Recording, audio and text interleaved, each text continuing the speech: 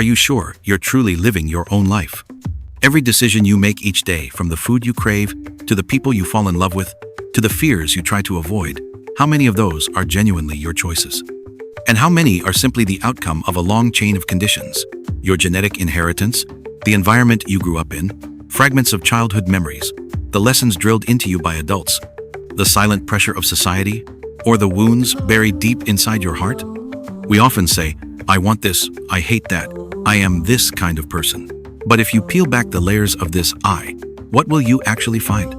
Where does that desire really come from? When did that hatred first take shape? And this person you call me, is it something fixed, solid, unchanging? Or is it nothing more than a repeating illusion inside your mind? If there is no self that exists on its own, no self that independently controls everything, then what is really operating behind our thoughts, our emotions, our actions? This is where the teaching of dependent origination comes in. Not as a doctrine to memorize, but as a mirror reflecting back to you what you've been calling I or mine. In truth, these are nothing but interdependent phenomena, arising together, conditioned by countless other factors. No beginning, no final end, no central controller. And it is right at that point that the illusion of self begins to crack. Dependent origination is not a sacred system to be worshipped. It is a very simple seeing, so simple that the moment you try to grasp it purely with intellect, you've already stepped away from it. The Buddha never said the world was created by a supreme being. He never said everything is random chaos either. He did not stand on either extreme. He pointed only to this one clear truth. When this is, that island. When this ceases, that ceases. Just that, nothing more. And yet, within that simplicity, the whole scaffolding of illusion collapses. Nothing arises from a single cause. Nothing exists all by itself. Everything, including your body and your mind, is woven into an endless web of conditions. A raindrop does not fall merely because there are clouds. It falls because of humidity, because of temperature, because of pressure, because of the earth itself, and also because of the evaporation of some distant pond you may never know. Every breath you take is not just a biological reflex. It is the gift of millions of years of evolution, of every cell and every lung that formed, of entire forests that released oxygen on some morning you'll never see. And if you look closely at yourself, you'll realize there is no me that exists independently. Your thoughts do not appear from nowhere. Your emotions do not just arrive out of thin air. Even your habits, your pains, your preferences, your sense of I exist, all of them are the result of conditions both outside you and within you, none of which you ever truly controlled. This is what dependent origination means. Nothing can exist without the conditions that allow it to exist. The thing you call me is nothing more than a temporary constellation of conditions. Like a cloud drifting across the sky when the wind shifts, when the vapor dissolves, the cloud is gone. But no one has died, because in truth, no one was ever born. The truth of dependent origination is also the truth of non-self. If no phenomenon has a fixed essence, if nothing exists on its own, then there can be no real mine. There is no self that owns emotions, no self that controls life. There are only conditions, arising, moving, dissolving, leaving behind nothing but the stillness of awareness. And it is only by seeing this that you begin to stop blaming. You no longer hold your parents, your children, society, or even yourself as guilty, because everything is simply part of the flow of conditions. There is no master, no victim, no culprit. And when there is no one left to condemn, there is also no one left to pity.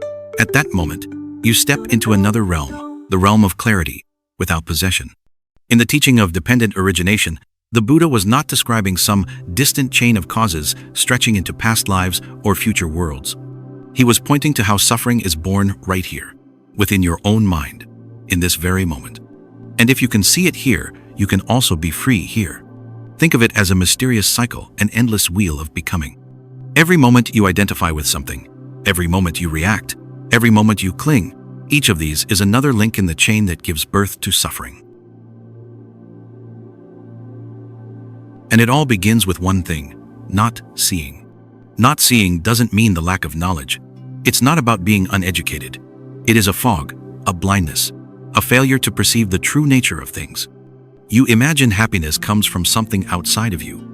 You imagine your suffering is caused by someone else. You imagine there is a solid self that must be defended, achieved, proven. This not seeing is the soil from which every other illusion takes root. From there, creation begins what the teachings call formations or fabrications. Not only your outer actions, but also the subtle movements of your inner world, your calculations, your reactions, your interpretations, your clinging to ideas. Repeated over and over, these inner movements harden into habits, into patterns of perception. And from this, karma is planted not as a punishment or reward handed down by someone, but as the natural consequence of what has been fabricated. Out of that soil, a discriminating awareness arises consciousness. But this is not the pure knowing of awareness itself. It is a fractured knowing. I am seeing, I am thinking, I am feeling. The moment subject and object split apart, the I begins to appear hazy, but feeling so real. From there, body and mind take shape what the teachings call name and form. Mind, carrying emotions, intentions, imagination, memory. Body, the physical base that senses and reacts. Together, they form the structure you call me, a person with a body, with a mind, with feelings, with stories. And because there is this me, there must also be doors to interact with the world, the six sense bases. Eyes, ears, nose, tongue, body, and mind, meeting forms, sounds, smells, tastes, touches, and thoughts. Every act of seeing, hearing, thinking is another opening where the self is reborn. From these encounters, contact arises. When sense organs meet their objects in consciousness, you don't just perceive, you also feel. But contact never stays still. It immediately generates sensation pleasant, unpleasant, or neutral. And as soon as sensation arises, the mind reacts. This is feeling. You feel something pleasant, and you want to hold on to it. You feel something unpleasant, and you want to push it away. You feel something empty, and you want to fill it. From feeling comes craving desire. Not unconditional love, but the hidden thirst, the silent urge inside, the desire for things to go your way, the deepest craving of all, the craving for control. From craving, clinging takes hold, grasping. You no longer just want, you identify. You don't just love a person, you call them mine. You don't just achieve something, you say, this is me. The self attaches itself tightly to the experience, and a new layer of I is born. This grasping leads to becoming existence. You are no longer just a person having an experience. You become the betrayed one, the awakened one, the good one, the bad one, the one who deserves recognition. A conditioned existence is formed, solely to protect this image. And from existence, birth inevitably follows. Not the physical birth of a body, but the constant birth of a self-image. Every time you identify with an emotion, a role, a memory, you are reborn as I once again. But every birth has a destiny. What is born must age and die, decay and death. Every image of yourself that arises in the mind must eventually dissolve. And your suffering does not come from the fact that things vanish, it comes from the belief that you vanish with them. You fear losing yourself, but in truth, it is only a self-image, a mental construct, fading away. And so the chain continues, from not seeing, to formation, to fractured consciousness, to name and form, to contact, to feeling, to craving, to grasping, to becoming, to birth, to aging, and death. This is not a single event, it happens again and again, with every breath, with every thought, with every ripple of emotion. Each time you fail to see clearly, the cycle begins again. Each time you see it with clarity, the cycle stops on its own. No one needs to intervene. Nothing needs to be destroyed. Rebirth, then, is not some far-off cycle of lifetimes stretching across eternity. Rebirth is happening right here, right now, in the way the self recreates itself moment after moment, simply because you haven't yet woken up to see it. People often imagine reincarnation as a long, winding journey, being born, growing old, dying, and returning in some distant lifetime. That picture is easy to imagine, easy to believe, but also easy to misunderstand. The deeper truth is this: samsara is not far away. Samsara is this moment. Samsara is the habit of the self, being born and dying endlessly in every unexamined thought, in every unawakened breath. The Buddha never denied the vast, cosmic layers of rebirth, but in the depth of his wisdom, he pointed to something far more immediate. Samsara does not wait until the moment you die. It is unfolding here and now, in every moment you mistake the self to be real. Each time you identify with a thought, a new I is born. Each time you are swept away by emotion, another I walks onto the stage. Anger arises, and you say, I am angry. Instantly, a self is born, one that wears the face of anger. Sadness arrives, and you hold it close. I am sad. And another self takes form. In a single day, you may be born and die hundreds of times without ever noticing. That is samsara in the mind. You don't need to wait for another lifetime to be reborn. You are already being reborn again and again into every role, every memory, every fragment of identity you mistake as yourself. And for that same reason, you are also dying again and again. Every time you are defeated, rejected, forgotten, an image of yourself you clung to for so long collapses. But not seeing this, you believe you are living one single linear life, one I, moving from point A to point B. In truth, you have never lived a single moment fully, because you are too busy chasing after the hundreds of false selves that are constantly appearing and disappearing. Samsara is not a myth. It is a subtle psychological process happening right inside you. Wherever clarity is absent, every feeling, every thought, every reaction is stamped with the label I, and each one begins to operate as though it were a separate life. But if you look deeply enough, you will see, not a single I lasts more than a few moments. Today you are the failure. Tomorrow you are the victor. An hour ago you were kind. Now you are resentful. Everything keeps shifting, yet you believe it is the continuous flow of a single, solid self. That is why liberation is not about escaping the cycle of death and rebirth in some far-off future. Liberation is seeing, right here and now, the subtle birth and death of self, and no longer being deceived by it. When you see that nothing is ever truly born, you also see that nothing ever truly needs to die. When there is no self to cling to, there is no one left to be born, no one left to perish. At that point, the cycle of samsara naturally comes to an end. Not by effort, not by striving for liberation, but simply through clear, quiet seeing. Then it is revealed, everything is just happening. No one is being born. No one is passing away. No one is doing anything at all. And if you are no longer standing as the observer, you will realize the entire stage itself has never existed. Dependent origination does not only explain how things arise, it also shows how they dissolve. When this is, that island. When this ceases, that too ceases. There is no need to fight the self. No need to destroy emotions. No need to suppress the mind. Simply see, with silent, unbiased awareness, just one link in the chain, and the entire chain will lose its grip. For example, if you can see a feeling arising, just see it, without judgment, without reacting, without wanting to keep it or push it away, then craving has no chance to appear. If craving does not appear, grasping cannot arise. If there is no grasping, no new self is created. When one link falls away, the entire chain of suffering collapses, just like a circle of links undone by a single break. But this seeing cannot be gained by theory. It cannot come from memorizing teachings. It cannot be borrowed from books or stored in memory. It can only arise from sharp mindfulness in each moment, from honest observation, from the stillness that no longer reacts by habit, and the clarity that no longer falls into explanation or comparison. This is the path of insight meditation, the very path the Buddha walked. Not sitting to reach some blissful state, but sitting to see clearly, to see name and form in motion, to see the mind arising and passing, to see emotions swell and dissolve, without anyone inside controlling them. In this seeing, ignorance finds no foothold. And when ignorance ceases, formations cease. When formations cease, consciousness ceases, and so on, until the entire chain of becoming is undone. Liberation does not appear as some miraculous moment. It is not like waking from a dream. It is more like a lamp going out, not because someone extinguished it, but because the fuel that kept it burning has run dry. Your suffering is the same. It does not need to be destroyed. It only needs to be left without fuel, without ignorance, without identification. When you truly see, letting go is no longer an action, it is a natural consequence. There is no one trying to let go, yet everything simply falls away. There is no one renouncing, yet nothing clings to you anymore. It's like someone who has mistakenly grabbed a burning rope. The moment they see the fire, the hand releases on its own. No morality is required, no ideals, no effort.